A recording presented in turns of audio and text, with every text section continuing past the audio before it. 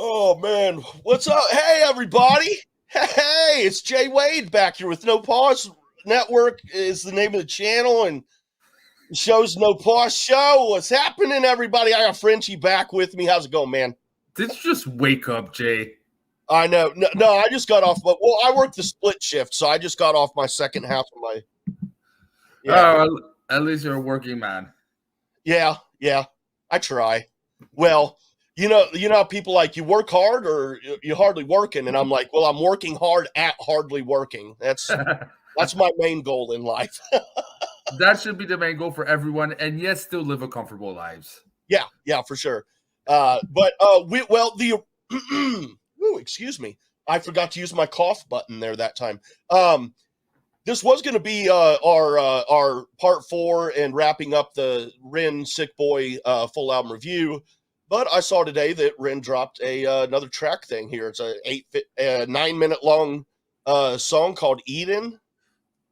Don't know much about it. I listened to like the first 5 seconds of it just to see if it was an actual song or what was going on. But and I looked at the middle of it, and his description and my description are completely different. So I have a feeling this could be a hell of a journey. Yeah.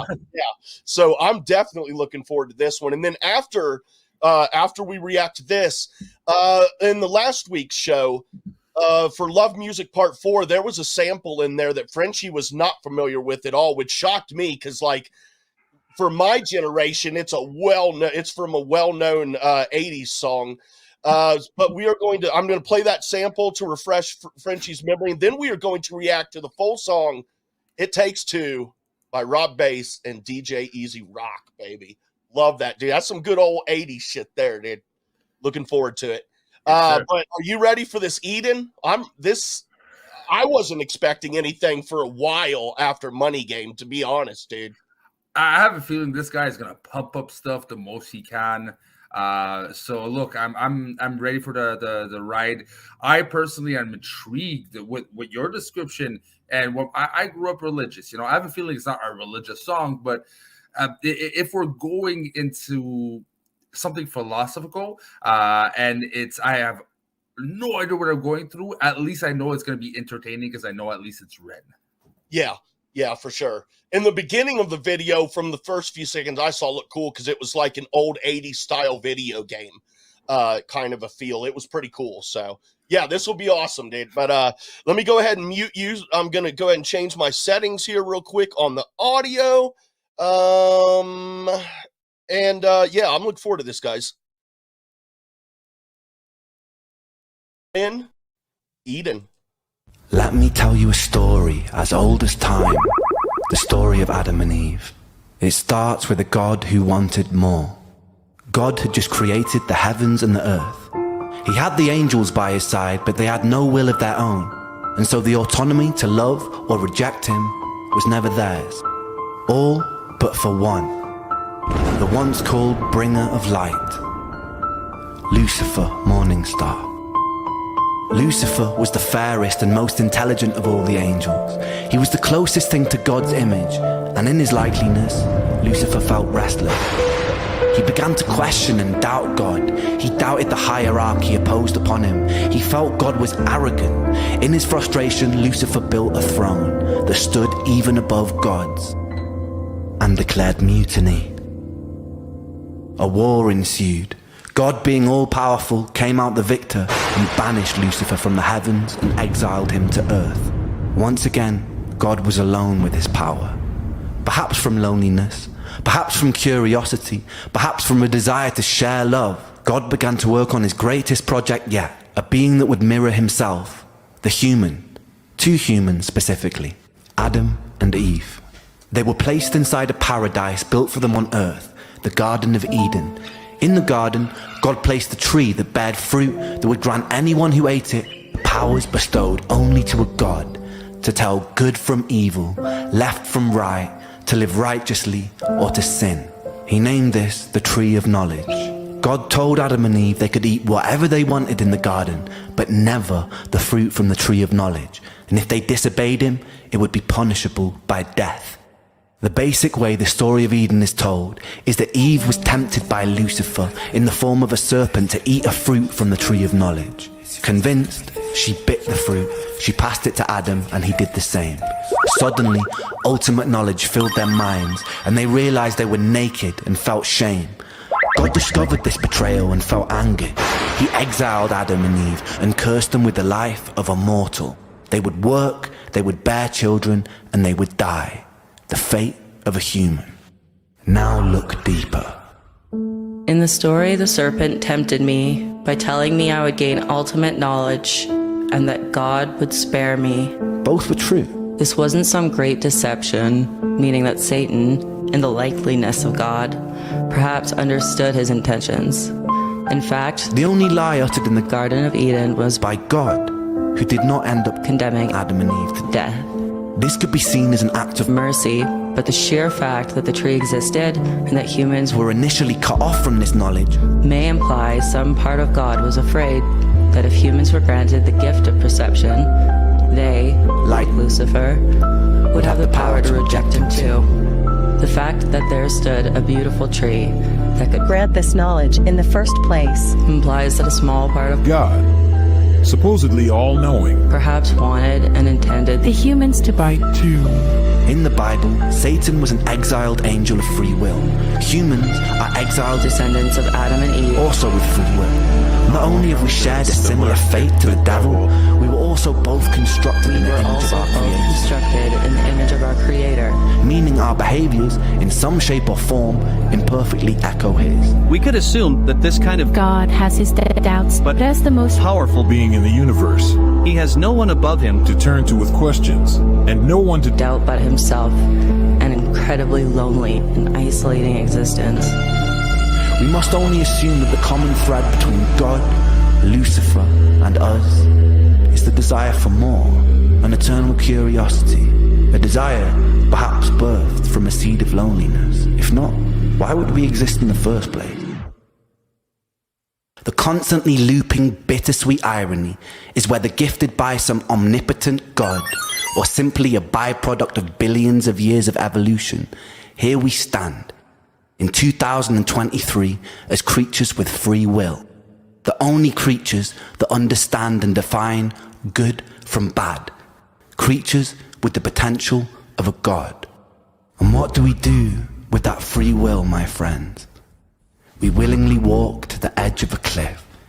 In the name of progress, we jump off the precipice. The empires we build ravage the earth.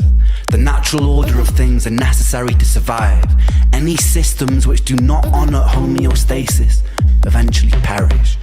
Our free will overrides our own biological instinct. We can take more than we eat. We can kill more than we need. We can willingly create weapons with the potential to burn everything we've built to the ground. We willingly decide to bow at the altar of greed, the most insidious and destructive of all sins. We put our faith in corporations who pose as rulers.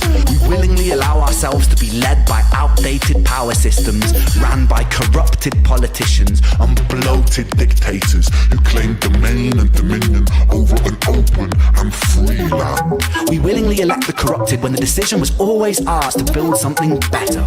We willingly create and impose separation because of beliefs that we are force-fed through our phones and television sets. We always had the will to reject these things, but we adhere to them as though they were the laws of physics. War, famine, pestilence, greed, these aren't things imposed upon us by an all-powerful God or by his demonic adversary. They are here because of us. Not because of free will, but because of our inability to use it. We must be motivated to be better, not out of fear of punishment of an eternal damnation, but because the choice exists, because we love ourselves, because we have the power to absolve ourselves of so much unnecessary suffering. Take a second to be in this very moment. In this moment, how much suffering is happening all over the planet right now? How many people are dying of illnesses that could have easily been cured, but aren't because of the selfishness and greediness of humanity? How many people break their backs and reject their own passions to simply afford bills and food? How many of us crave distraction from existence? How many of us numb that pain in whatever way necessary? How many children are being abused? How many people sleep cold and hungry on the streets? How many of us become cogs inside a machine that is destroying itself? How many soldiers have been forced to fight in meaningless wars? How many humans have killed for ideals they don't believe in or understand? How many people have died for the greed of another man? And how much of this was avoidable? As written in the Bible, Satan was not condemned to hell. Satan was condemned to earth. He lives there amongst other creatures with free will, who always had the choice and still chose their own undoing. Ladies and gentlemen, this is our self-made hell. The bittersweet irony is this is a creation of our own design.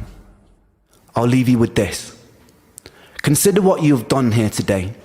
You have worked together as individuals collaborating to form a giant neural network, a hive mind capable of achieving incredible things. We have lent on each other's strengths to solve puzzles and decipher riddles, and we've done so to win money. Imagine applying that same spirit and determination to creating the closest thing we have to paradise here on Earth. By using the power of collaboration, we can work together to even the playing field for everybody. Our dystopias can become utopias. Our Jahannams can become Jannah. Our hells can become heaven, right here on Earth. And this sentiment applies to atheists, agnostics, and believers alike. Myself, I'm an agnostic who believes. I believe in us. We must do better because we can choose to. We must be better simply because the option exists. Thank you. Wow. Dude, that was definitely something. Let me change my audio settings back here. Get Frenchie on here. Wow. Again, and not at all what I was expecting, dude. Wow. My brain melted at least 4 times. Yeah, that was a lot to take in, dude. Holy crap. His storytelling is unparalleled. Yeah. Yeah, very. Oh wait, just want to make sure we have a comment here. Did this video, like, are we actually get suspended, or is it like, just want to make sure what you're talking about here? If we have a missing piece, we are sorry about that. But yeah, it's his way of starting with the Adam and Eve and like relating philosophy and then bringing to what we live every day, and then kind of putting the message out there what we need to do is refreshing, because again, we all know, but he says the things we know but we can't say. Right. I made a few notes. Well, 3 notes I wrote down. I mean, I don't have a problem.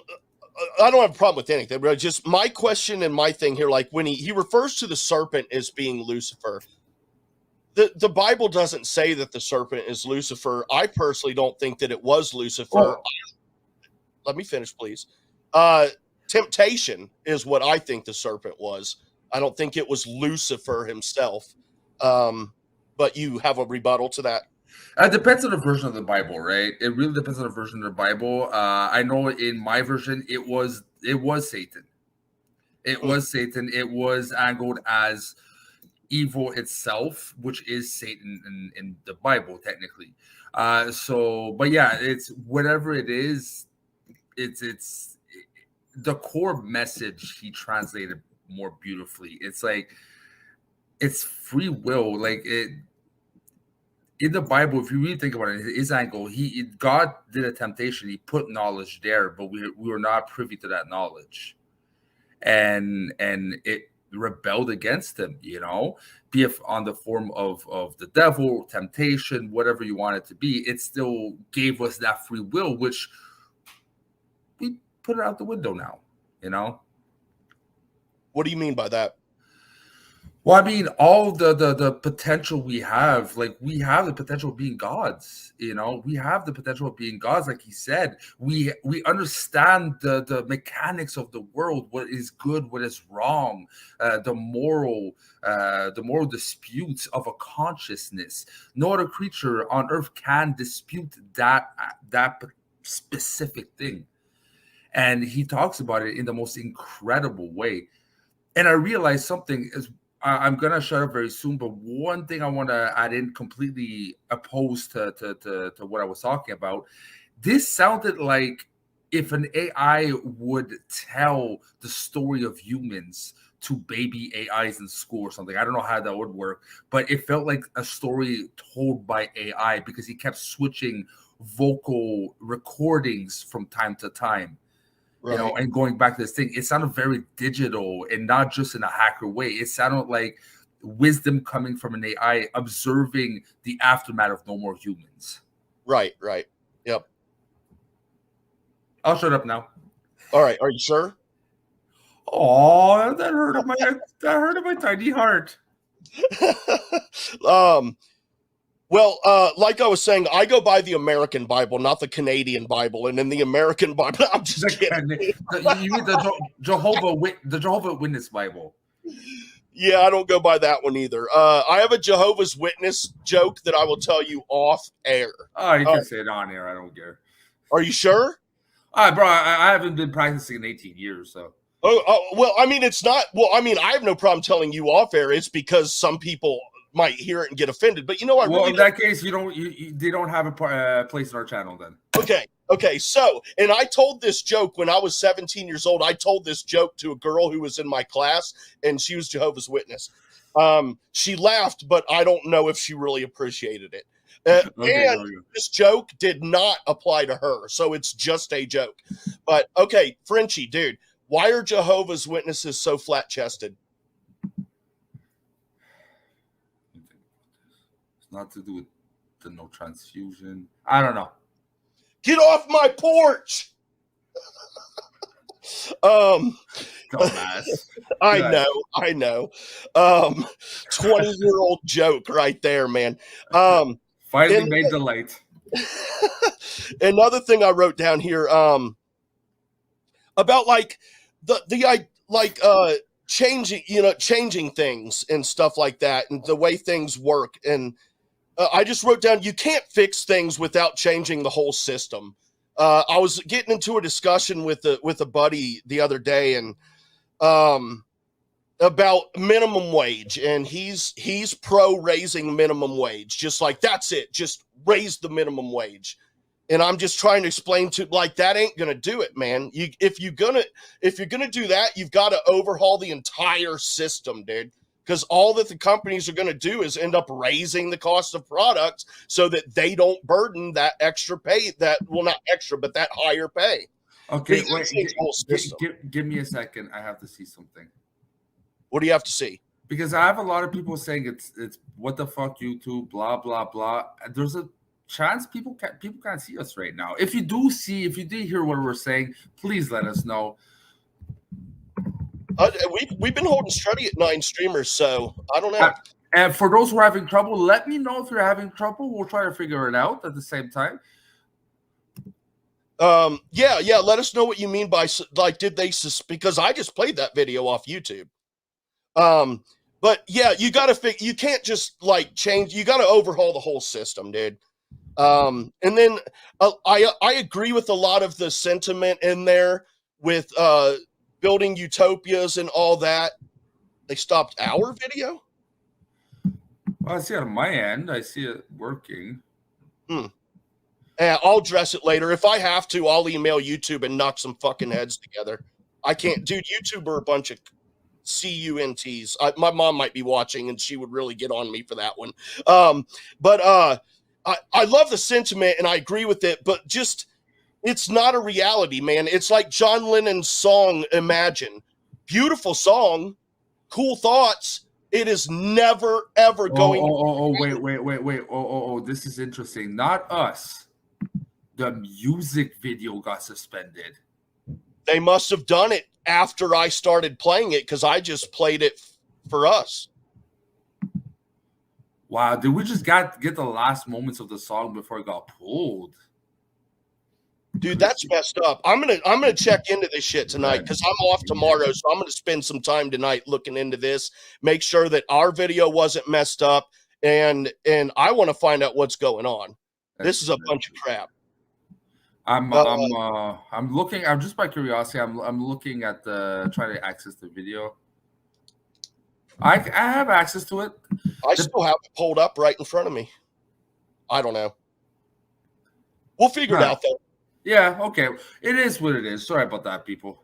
No, oh yeah, I thought you were apologizing to me. You're apologizing to the viewers. Sorry about that, people. And I'm like, oh, dude, don't worry about it, man. You're not people. You're Jay. Yes, but that was really all the notes I had on that. That was very deep. And I'm going to listen to that again on my drive here in a little bit. Yeah, this is a different side of Bardcore. This was a different side of Bardcore. Because so far, his Bardcore style was always fitting with an instrument style. Now it just went pure storytelling. And there's elements of music. And music that really, hits at the moments it has to hit to bring you an emotional feeling. But that was interesting. Wow. Yeah, it was definitely not what I was expecting.